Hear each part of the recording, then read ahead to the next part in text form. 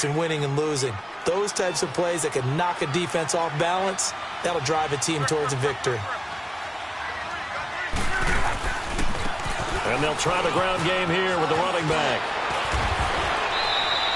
Back-to-back nice gains. That one for 14 yards and another first.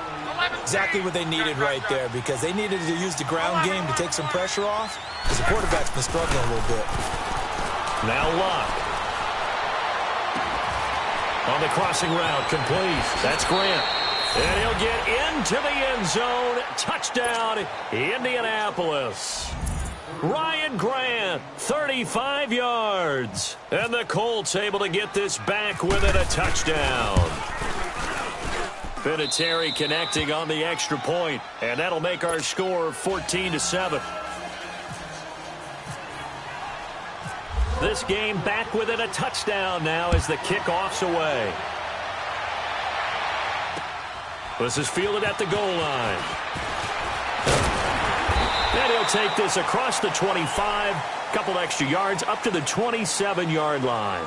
And out now comes Jacksonville as they get ready to go. A tale of two extremes already in this game. A touchdown pass on their opening drive followed by an interception last time out. Now, it sounds like things balance out, right? What's that mythological thing that we do? If you have a candy bar, have a diet soda with it, it balances it out. And we know that's not really true, right? Because the interception, that sting lingers a little bit longer. Got to come out now and put together some nice plays. They go back to the air here after the INT on the last drive. Now he steps away. And he'll toss this one incomplete. Seeing no options, he throws it away. 1:58 to go in this first half of play. Back with more from Jacksonville. Don't go anywhere. We'll be back after this. So after the incompletion on first, now 2nd and 10.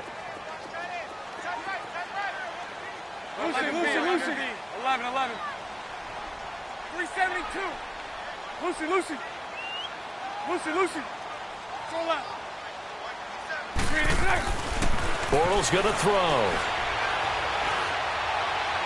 His throw incomplete. Feels like they're getting caught in between here because they didn't completions on 1st and 2nd down.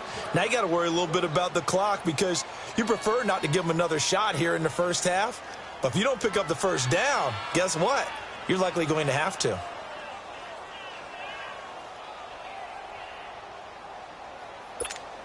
Here we go. Now they face a 3rd and 10 after back-to-back incompletions. 372. Lucy. Go left. Move. Bortles.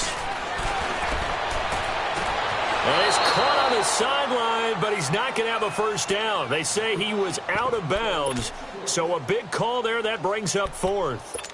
And I feel like my man, Old Mo, momentum might be changing jerseys right now. How about what they just got done? They scored a touchdown their last drive. Now here's a 3 and out.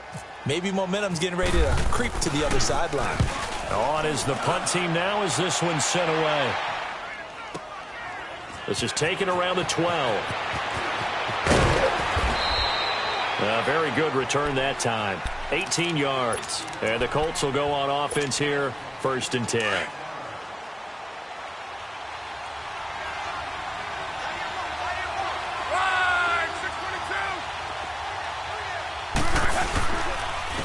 And they'll go on the ground. And he'll slip his way up across the 30 to the 32. 2 yards on the pickup there. It'll be 2nd and 8. Now the Colts moving quickly here in the hurry-up offense. And they'll go with the ground attack here. And he'll be taken down, but not before he gets into enemy territory. That's good for 21 yards and a first down. And that last carry puts him right at 100 yards for the game. So how has he done it? Because he's been patient, followed his blocks, let everything develop, and then burst through for big gains. The 20. A big chunk of yardage there, 37 yards. When big runs occur, sometimes there's a sense that things were pretty easy, and that one carried him down inside the 10. But getting into the end zone now, that won't be easy at all because you're going to face different defenses and not as much real estate to work with. Will they be able to run it, or will they? And he takes this one in for a Colts touchdown. Christian Michael, a 10-yard touchdown run. And the Colts are an extra point away from tying up this football game. And a little time left on the clock, so on the other side, they're thinking, gosh, we'd like to get that lead right back. Yeah, thanks for pointing that out. Here I am going ahead and tapping out the first half. Well, there's still time. They've got to make a decision about what they want to do on the kickoff, whether they want to let their return guy touch it. Fielded about a yard deep. Gets around him. Out comes the Jacksonville offense as they get set to take over here. And hoping to do better than they did their last possession when they punted the football. Appeal to the vanity of your offensive line. Tell them that they control your fate. Leverage guys. Win the line of scrimmage. If you do that, you start to win first down. You win second down. And guess what? You start accumulating first downs. And that's what they need in order to not punt the ball again. Move.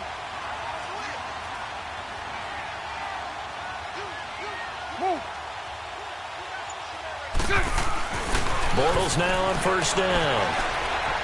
Flushed out right. Now he'll let it go deep right side. And now this is intercepted. My goodness. Picked off at the 16. And a terrific return as he'll take it up past the 35. Okay, it's real simple to say from here, but we know that sometimes as a quarterback, you've got to know when to say when and just throw it away. Flushed out to the right, tries to make something out of nothing here, and he winds up floating one downfield that gets intercepted.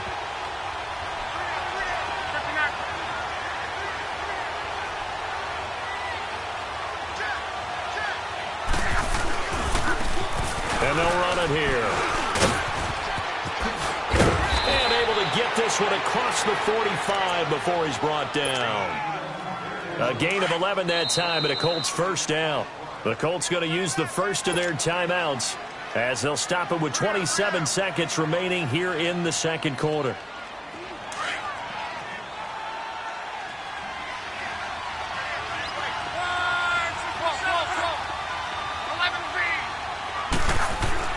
On first and 10, Locke. And Locke will be intercepted for a third time. A.J. Boye with a pick. And his guys have got it back at the closing stages of the first half. That late in the clock, second quarter, why not just run it a time or two and get it into the locker room? What you're saying makes absolutely perfect sense. Run it and get out of there. But I'm just wondering if the pressure of today's NFL and the high-powered offenses that you're facing may have forced them into saying, let's try and get some more points. Good starting field position for them as they come up first and 10. Move. 11. Hank. Now after the fumble recovery, it's Bortles. Eluding the pressure right. Now he's going to let it. That's caught inside the 20. And he's going to be out of bounds down inside the 20. And that one results in 35 yards. The Jags with their first opportunity in the red zone. First and 10 at the 19. Into the red zone, it's Bortles. He's going to go up top for the end zone. And that is incomplete. 7 seconds remaining. D.D. Westbrook, his intended receiver. And that'll bring up second down.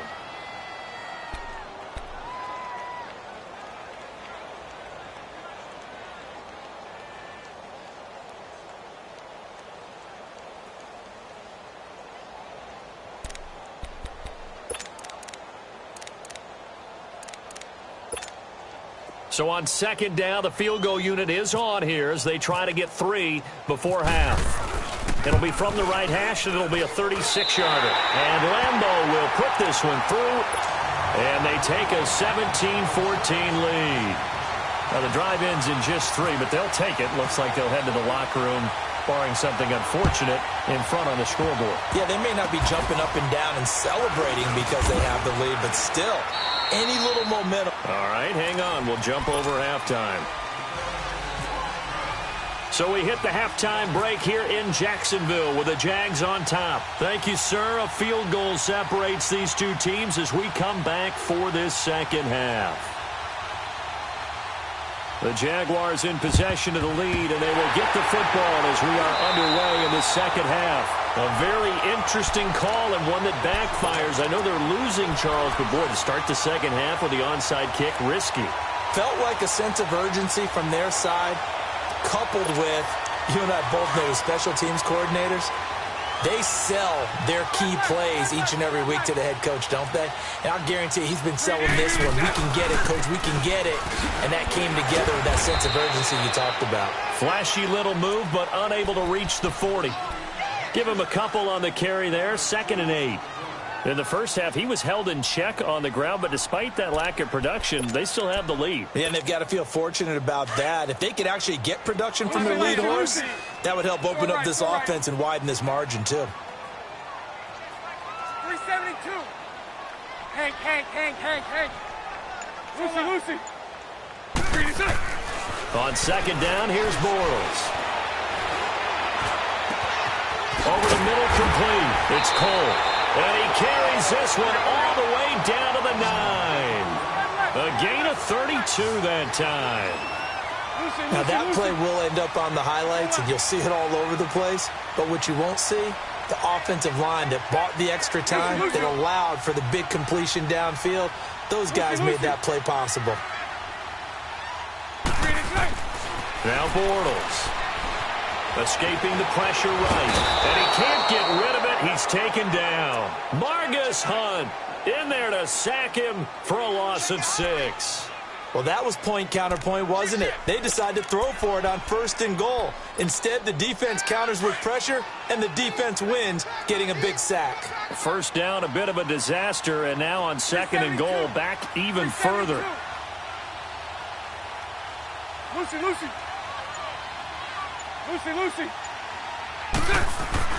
To throw is Bortles. Flush to his right. And he just chucked that one out of bounds, out of everyone's reach. Maybe a wise call not to take a sack in this part of the field. It brings up 3rd down. What's the old adage? Be quick, but don't hurry. Well, that went right out the window there. He was hurried, harassed. That ball had to be gotten rid of. Otherwise, he was going to get sacked. An incomplete pass on that last play, and that means they'll need to come up with something here on 3rd down. 11. Lucy. Move. Throwing is Bortles. And that is caught. Touchdown, Jacksonville. DJ Chark, a 15-yard touchdown grab. And the Jaguars add on to their lead. Extra point tacked on by Lambo. And his guys will take a 10-point lead.